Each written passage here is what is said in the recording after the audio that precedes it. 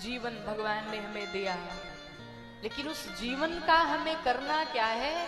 पूरा जीवन बीत गया, हम ये समझ नहीं पाए। और समझ कब आता है? जब जाने का समय होता है, जब व्यक्ति का वृद्धावस्था आता है ना, जब कोई नहीं पूछता, तब उसे लगता है कि मैंने अपने जीवन में क्या किया। जिस बेटों के लिए, जिस परिवार के लिए पूरे दिन रात दौड़ता रहा, आज वही बेटा घर से निकाल के बाहर कर रहा है। हम तो ना इधर के हुए ना उधर के हुए, ना परिवार वाले पूछ रहे, ना राम जी का नाम लिया। अब करूं क्या? भगवान को जाकर के क्या मुंह दिखाऊंगा? भगवान ने कहा था, इस गर्भ में जीव को जितना दुख मिलता उतना दुख कहीं नहीं मिलता। गर्भवासम सम दुखम न भूतो न भविष्यति। इतना कष्ट, इतनी पीड़ा कहीं नहीं मिलती जितना माँ के गर्भ में मिलता है। जब बच्चे के आने का समय होता तो भगवान उस समय आते हैं, और भगवान से जीव कहता है, प्रभु इस बार मुझे बाहर कर दो, ऐसा पुण्य करूंगा, ऐसा कार्य करूंगा, ऐसे कर्म करूंगा, इतना भजन करूंगा, लोगों की सहायता करूंगा कि वापस इस माँ के गर्भ में मुझे आना न पड़े। बस एक बार बाहर कर दो। और परिणाम क्या होता है? भगवान को वचन दे करके जीव आता है गर्भ में, और बाहर आने के बाद सब भूल जाता है। बाहर आने के बाद संसार ही सत्य दिखाई पड़ता है, और वो भगवान ही झूठा दिखाई पड़ता है। पर असली कहे तो इस संसार में कोई नहीं अपना। अगर अपना कोई है तो वो राम का नाम ही अपना। आपको ऐसा लगता होगा, कई बार लोगों के मन में ऐसी भ्रांति होती है कि भाई हमारा शरीर, जो ये पार्थिव शरीर है, ये तो समाप्त हो जाता है, इसका तो अंतिम संस्कार हो जाता है। फिर महाराज लोग व्यासपीठ से बैठे बैठे कहते हैं कि नरक भोगना पड़ेगा, ये करना पड़ेगा, वो करना पड़ेगा। भुगतेगा कौन? तो आपकी जानकारी के लिए बता दूं, ये शरीर तो समाप्त हो जाता है यहीं पे, लेकिन जो सजा भुगतने वाला शरीर है ना, उस शरीर का नाम है भोग शरीर। होगा शरीर लोहे का, लेकिन ऐसे ही बिल्कुल स्ट्रक्चर रहेगा, लोहे का भले होगा, लेकिन पीड़ा जितना इस शरीर को मिलती है, जितना कष्ट इस शरीर को होता है, उतनी ही पीड़ा उस लोहे के शरीर को भी मिलती है। एक बार एक पंडित जी थे, ध्यान से सुनिएगा, शायद इस कहानी से आपकी आंखें खुल जाए। अभी तक अगर सोए पड़े हो तो। एक पंडित जी थे, तो पंडित जी के साथ में एक निषाद कहें या मल्लाह कहे रहता था उनकी सेवा में, तो उनकी सेवा किया करता था। एक दिन वो मल्लाह मर गया, उसकी मृत्यु हो गई। तो वो मर तो गया, मरने के पश्चात वो जब गया, उसकी जो भी सजाएं हुई सब पूर्ण किया, और उसको यमदूत बना दिया गया। क्या बनाया गया? यमदूत, यम के दूत बना दिए गए। तो ऐसा था कि वो हमेशा बीच बीच में मिलने आया करता था। किससे? पंडित जी से। एक दिन अचानक पंडित जी अपने घर में बैठ करके पूजा कर रहे थे, धूप बत्ती दिखा रहे थे, दरवाजा बंद है मंदिर का, और अचानक से वही मल्लाह सामने आकर के खड़ा हो गया। गुरुजी प्रणाम। अब कोई मर गया हो और अचानक से सामने आके खड़ा हो जाए, आपकी क्या स्थिति होगी? पंडित जी कहे, यार मैं सपना देख रहा हूं या सत्य है? उसने कहा, नहीं गुरुजी ये सत्य ही है, मैं ही आपके सामने खड़ा हूं। तो ब्राह्मण देवता ने कहा, भाई साहब तुम तो मर गए थे, कैसे आ गए हमारे पास? तो उसने कहा, गुरुदेव मैं मर तो गया था, लेकिन अब हमें यमदूत की नौकरी मिल गई है, यमदूत की नौकरी मिल गई है। अच्छा चलो भाई ये तो बहुत बढ़िया है। अच्छा वहां क्या होता है, कैसे होता है, वहां की जरा खबर हमें बीच बीच में देते रहना। उसने कहा जरूर दूंगा, चलो अभी मेरे पास टाइम नहीं, मैं जाता हूं। 2 दिन 3 दिन बीते, वापस वो आया ब्राह्मण देवता के पास। तो ब्राह्मण देवता ने पूछा, भाई आज क्या करने आए हो? कहा, गुरुदेव आपके बगल में ही एक आदमी मरने वाला है, कहा मरने वाला है, तुम्हें कैसे पता? कहा मैं कह रहा हूं, मैं ही ले जाने आया हूं। अच्छा, कहा कैसे मरेगा, वो तो बिल्कुल ठीक ठाक है। और वो था कौन? एक सेठ जी थे। सेठ जी हैं और अपने घर में बेटे का विवाह उन्होंने ठान रखा है और आज बेटे का विवाह करने वाले हैं। मरेंगे कैसे, वो तो बिल्कुल फिट फाट दिख रहे हैं। यमदूत ने कहा सरकार उनके पेट में दर्द होगा, और उनके पेट में दर्द होगा, और एक दर्द तो बहाना होगा, लेकिन पेट में दर्द होने से उनकी मृत्यु हो जाएगी। बात ही करते करते टाइम पूरा हुआ। यमदूत ने कहा सरकार अब हमें चलने दो, उनके पेट में दर्द शुरू हो गया है। और पेट में जैसे दर्द शुरू हुआ, मृत्यु का जो समय था, अपने मृत्यु के समय पे यमदूत उनको लेके चला गया। मर गए सेठ जी। गांव में रोने की आवाज सुनाई पड़ी। ब्राह्मण देवता ने कहा बात तो सही कहा था भाई, किससे मरे, कैसे मरे? कहा इनके पेट में दर्द हुआ अचानक से, लेकिन समय से अस्पताल नहीं पहुंच पाई, इसलिए मर गए। अब इनको तो अपने चेले की याद आ रही कि उसने कहा था कि पेट में दर्द होने से मरेगा, बात तो सही निकली। अब एक दिन बीच में यमदूत जब आया तो ब्राह्मण देवता ने बिठाया उसे, पूछा ये बताओ तुम मर तो गए, लेकिन यमदूत कैसे बने, क्या हुआ तुम्हें? अब ध्यान दीजिएगा, यमदूत बनता कौन है? उस चेले ने ब्राह्मण देवता को बताया यमदूत वही बनता है जो एक बार मर जाए, वापस जितने उसने जीवन में कर्म किए हो, बुरे कर्म किए हो, नरक में जाता है। और नरक में जाने के बाद 84 लाख योनियां भुगतने के पश्चात रघुनाथ जी उस पर कृपा करते हैं, करुणा करके वापस उसे फिर मनुष्य बनाते हैं कि जाओ भाई तुमने जो भी कर्म किए हैं अच्छे कर्म अब कर लो ताकि इससे मुक्ति पा जाओ। वापस वो मनुष्य बनता है, लेकिन फिर भी मनुष्य बनने के बाद भी वही कर्म करता है, वही कर्म करता है, फिर नरक में जाता, फिर 84 लाख योनि भुगतता, फिर भगवान कृपा करते और फिर वो मनुष्य बनता। यमदूत ने कहा ऐसे जो 100 बार जिसको भगवान ने मौका दिया हो कि 100 बार तुम मनुष्य बन जाओ, उसके बाद भी जो न सुधरे उसी को भगवान यमदूत बना देते। जैसे आप जेल में जब गए होंगे, जेल की कहानी सुनी होगी, तो जेल में जो पुराने कैदी हो जाते हैं, भाई ये सुधरने वाला नहीं है, एक बार हत्या करके आया, दोबारा आ गया, तिबारा आ गया, तो उसे कोई ना कोई जेल में नौकरी दे दी जाती है। ठीक उसी प्रकार से जो 100 बार से ऊपर नरक योनि भुगत लेता है फिर भी नहीं सुधरता है, उसे यमदूत बना दिया जाता है। अब ब्राह्मण देवता को बड़ा इंटरेस्टिंग लगा, बड़ा दिलचस्प लगा, उन्हें आनंद आया सुनने में। तो ब्राह्मण देवता ने पूछा भाई साहब एक बात बताओ, नरक कैसा होता है, स्वर्ग कैसा होता है? हमने बहुत सुना है लेकिन मैं देखना चाहता हूं कि नरक होता कैसा है। यमदूत ने कहा सरकार अब ये तो तभी संभव है जब आप मर के जाओगे, तभी देख पाओगे। तो ब्राह्मण देवता ने कहा देखो चेले हो हमारे, कुछ उपाय करो और मुझे जीते जी नरक दिखा दो।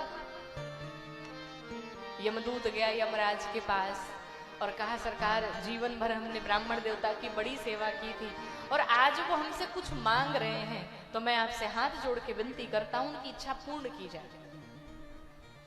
यमराज ने कहा भाई देखो अगर वो शरीर में ही यहाँ पर आ गए और यहाँ के नरक की व्यवस्था देख ली तो पागल हो जाएंगे। तो चेले ने कहा सरकार अब जो भी हो उन्हें एक बार नरक का दर्शन कराई दो। यमराज जी ने कहा एक काम करो, जाओ लेकर के उन्हें लेकर के आओ। अब चौकी पे ब्राह्मण देवता सो रहे थे, चौकी सहित उनको ले गया ऊपर, नरक में पहुंचे। नरक में जैसे ही पहुंचे, अब 28 प्रकार के नरक होते हैं। कितने प्रकार के? 28 प्रकार के। अब 28 प्रकार के नरक बांटे गए हैं। जब पंडित जी पहुंचे नरक में तो जाकर के देखा कि जैसे कड़ाही में तेल गरम करके पकौड़ी तली जाती है ना, ठीक उसी प्रकार से आदमी को तला जा रहा है, आदमी को भुना जा रहा है। किसी को गरम कड़ाही तेल में डाल दिया जा रहा है, किसी को खंबे से पकड़ करके बांध करके उसके शरीर की बोटी बोटी काटी जा रही है। उसको यातनाएं हो रही है, पीड़ा उतनी हो रही है। क्यों? जिसने जैसा कर्म किया है उसको वैसा फल मिलना ही है। पंडित जी पूरा नरक घूमे, अब तो वो धीरे धीरे डिस्टर्ब होने लगे। इतने बुरे कर्म, इतनी प्रताड़ना नरक में मिलती है। राम राम राम, एकदम से हताश हो गए, निराश हो गए। आज के बाद कान पकड़ता हूं, कोई भी गलत कार्य नहीं करूंगा। पंडित जी ने कहा लेकिन ये तो बात अच्छी है कि हमने जीवन में आज तक कोई बुरा कर्म नहीं किया है, इसलिए हमें नरक में नहीं आना पड़ेगा, हमें तो स्वर्ग ही मिलेगा। तो जो यमराज के दूत थे, चित्रगुप्त जी थे, वो तो सबकी कहानी लिखे हुए हैं, किसने क्या किया। उसने कहा पंडित जी ऐसा नहीं है, नरक तो आपको भी आना पड़ेगा। पूछा वो कैसे, हमने तो जीवन में कोई पाप ही नहीं किया।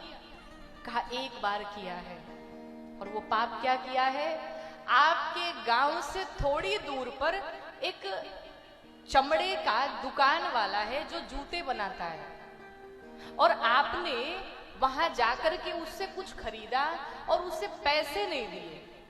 वो जब मांगने के लिए आया पैसे अपने 2-3 पैसे, तो आपने ये कह करके टाल दिया कि अरे तुम तो हमारे चेले हो, हमारे यजमान हो, छोड़ो जाने दो। आपने पैसे उसके हरण किए। किसी का धन हरण करना भी महापाप होता है। अब वो आप चाहे जैसे भी करे, जिस विधि से करे, तौलते हैं ना तराजू पे, और वो भी जो कम तौल के दे देते हैं, चलो कोई देख नहीं रहा है, वो भी सब लिखा जाता है महाराज। इसलिए ग्राहक को देख के मत तौलो, भगवान को देख करके तौलना स्टार्ट करिए। ब्राह्मण देवता को याद आया बात तो सही है, कहा फिर हमें सजा कौन सी मिलेगी। कहा सजा अब जो मिलनी होगी महाराज मिलेगी, मर के आओ तो पहले। पंडित जी बड़े परेशान हुए, नहीं नहीं भाई हम जा करके उसको वापस कर देंगे। कहा वो है कहाँ जो वापस करोगे, वो तो मर के नरक में बैठा हुआ है, वापस किसे करोगे। तो पंडित जी ने कहा भाई एक काम करो, हिसाब किताब यही बराबर कर लेते हैं। कहा वो कैसे। यमराज के दूतों ने कहा आपने जितने पैसे उधार लिए हैं, जितने पैसे उसके हड़पे हैं, अब उतने पैसे की जितनी चमड़ी बनती उतनी चमड़ी आपको देनी पड़ेगी। अब 2 पैसे के 1 बित्ता चमड़ी होता है। पंडित जी को कहा गया आपको 1 बित्ते चमड़ी दान करना पड़ेगा, देना पड़ेगा, तभी हिसाब चुकता होगा। पंडित जी ने कहा भाई ले लो, इस नरक में आने से तो अच्छा है अभी हिसाब हो जाए। उसी चमड़े वाले ने जिसके पैसे इन्होंने हड़प कर रखे थे, वही चमड़े वाला आकर के पंडित जी के पीठ से 1 बित्ते चमड़ी निकाल लिया। पीठ से रक्त स्राव होने लगा, रक्त खून की धारा बहने लगी। उसके 1 बित्ते चमड़ी बराबर कर लिए, पंडित जी का हिसाब किताब बराबर हुआ। नरक में घूमते घूमते पंडित जी परेशान हो गए। कहा भाई चलो नरक तो घूम लिया, अब स्वर्ग जरा दिखा दो। स्वर्ग में जब देखने के लिए गए तो जितना नरक देख करके मन खिन्न हुआ था, जितना परेशान हुआ था, उतना ही जब स्वर्ग में गए तो मन प्रसन्न हो गया। वो अप्सराएं नृत्य कर रही हैं, चारों तरफ सभी अद्भुत अद्भुत लोग बैठे हुए, अद्वितीय लोग बैठे हुए हैं। तब तक इन्होंने एक व्यक्ति को देखा जिसको पुष्पक विमान पर बिठा करके लोग ला रहे थे। पुष्पक विमान में लड़ियां, फुलझड़ियां, सोने चांदी, हीरे मोती जड़े पड़े हैं। अप्सराएं आगे नृत्य कर रही हैं और बड़े स्वागत के साथ उसे ले आया जा रहा है। वो था कौन? बड़ा पुण्य आत्मा था, जिसने जीवन में बड़ा पुण्य किया था, बड़ा सत्कर्म किया था, बड़ी लोगों की सहायता की थी। ऐसे दिव्य आत्माओं को पुष्पक विमान पर बिठा करके सम्मान के साथ स्वर्ग में लाया जा रहा था। लेकिन वो व्यक्ति बैठा तो था पुष्पक विमान पे, लेकिन पुष्पक विमान पे बैठे बैठे उसे मूर्छा आ रही थी। वो बेहोश हो रहा था हर 10 मिनट में। तो पंडित जी ने चेले से पूछा, भाई साहब एक बात बताओ, ये तो स्वर्ग में आ रहा है, अप्सराएं नृत्य कर रही हैं, स्वागत समारोह चल रहा है, फिर इसे दिक्कत क्या, इसे मूर्छा क्यों आ रही है, ये बेहोश क्यों हो रहा है? दूत ने कहा, सरकार इसने जीवन में पुण्य तो बहुत अच्छे किए हैं, लेकिन अभी कुछ ही घंटों में इसके घर में एक ऐसा बालक पैदा होने वाला है जो मदिरा पीता होगा, जो शराब पीता होगा, मीट मांस खाता होगा, लोगों की हत्याएं करेगा, हत्यारा होगा। ऐसा अपराधी इसके कुल में जन्म लेने वाला है, और जैसे ही वो जन्म लेगा इनके सारे पुण्य क्षीण हो जाएंगे और इन्हें स्वर्ग से उठा करके नरक में भेज दिया जाएगा।